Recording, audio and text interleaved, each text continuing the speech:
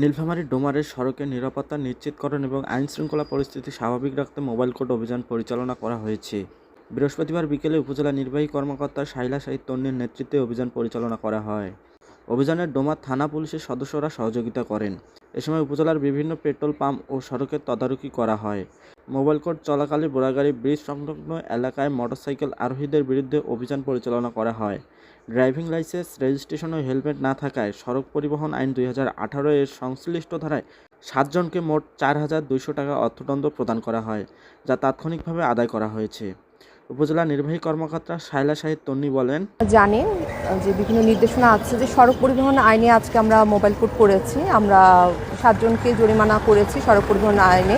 Driving licence ছাড়া যারা আছে, হেলমেট ছাড়া আছে বা যাদের প্রয়োজনীয় কাগজপত্র নেই, এরকম 7 জনকে আমরা জরিমানা করেছি। আজকে তাদেরকে সতর্কতামূলক জরিমানা করেছি।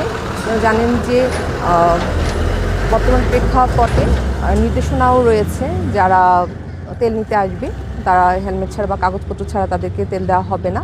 এছাড়াও সড়ক পরিবহন বিভিন্ন দুর্ঘটনা ঘটে এই আইন না মানার কারণে। তো আমরা সচেতনতামূলক আজকে 7 জনকে জরিমানা করেছি।